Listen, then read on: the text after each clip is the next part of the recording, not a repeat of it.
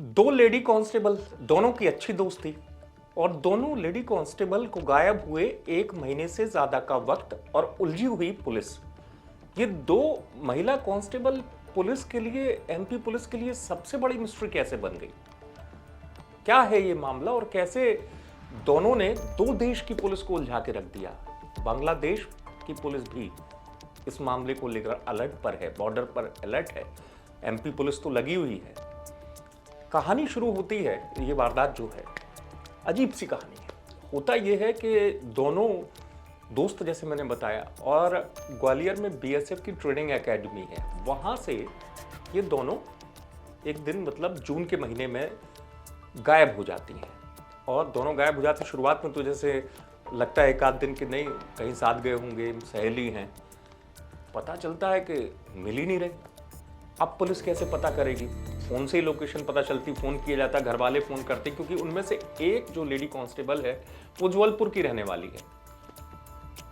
मामला तब और बढ़ गया कि जबलपुर की रहने वाली लेडी कांस्टेबल की मां पुलिस के पास पहुंचती, वो कहती है कि जो दूसरी लड़की है, यानी दूसरी महिला है लेडी कांस्टेबल, वो भगा के ले गई है मेरी लड़की को। जन सुनवाई में पहुंची जबलपुर की रहने वाली कांस्टेबल की मां। पुलिस ने जब शुरुआती स्तर पर जांच करना शुरू की तो पुलिस क्या करती है कि मोबाइल से ही पता चलता है। लेकिन हैरान करने वाली बात कि दोनों का मोबाइल कैंप में छूटा हुआ मिला, डाटा डिलीट मिला। अब कैसे पकड़ेगी पुलिस? सवाल यही होता है। और कैमरे में कैद तस्वीरों ने पुलिस को और उलझा दिया। दरअसल दोनों की लास्ट लोकेशन जो मिलती है वो दिल्ली में एक सीसीटीवी फुटेज मिलता है, स्टेशन का, पुलिस के हाथ आता है। और पुलिस तब भी दिल्ली में कोशिश करती कैसे भी इन दोनों को पकड़ लिया जाए। पुलिस नहीं पकड़ पाती। पुलिस के सामने ये मिस्ट्री क्यों है? पुलिस क्यों नहीं पकड़ पा रही है?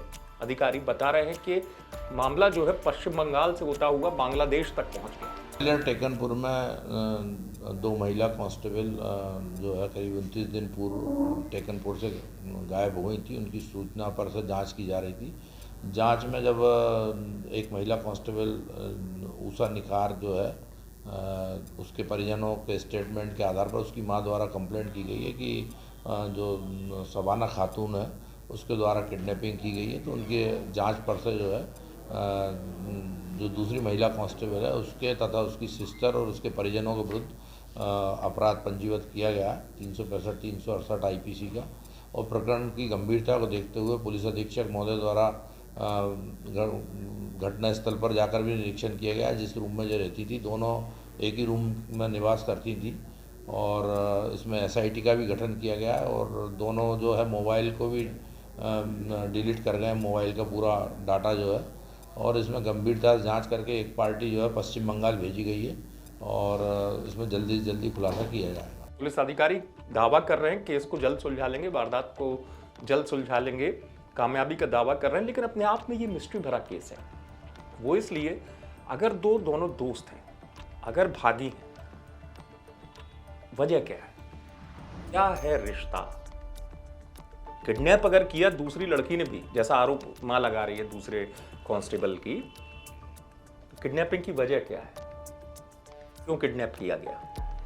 और जैसे मैंने आपको बताया, एसआईटी तक बनानी पड़ी पुलिस को इस मामले को लेकर। आप सोचिए मामला कितना बढ़ चुका है। एसआईटी बड़े केसेस के लिए बनाई जाती है। अब सवाल ये कि पुलिस और तब परेशान हुई कि इनकी लोकेशन पश्चिम बंगाल, क्योंकि दूसरी लेडी कांस्टेबल पश्चिम बंगाल की रहने वाली, लोकेशन बांग्लादेश बॉर्डर तक मिल गई पुलिस को। तो आखिरकार दूसरे देश में बांग्लादेश तक अगर लोकेशन मिल रही है तो इसके पीछे कनेक्शन क्या है? भागने की पूरी वजह क्या है? स्टोरी है क्या? ये पुलिस इसी को तलाश रही है। और सवाल पुलिस के सामने ये भी है कि 1 महीने से ज्यादा का वक्त हो गया और पुलिस को लोकेशन तो मिलती है लेकिन दोनों लेडी कांस्टेबल नहीं मिलती। फिलहाल पुलिस जल्द कामयाब होने का दावा कर रही है। ग्वालियर से आप तक खबर पहुंचाई हेमंत शर्मा। आप देखते रहें एमपी तक।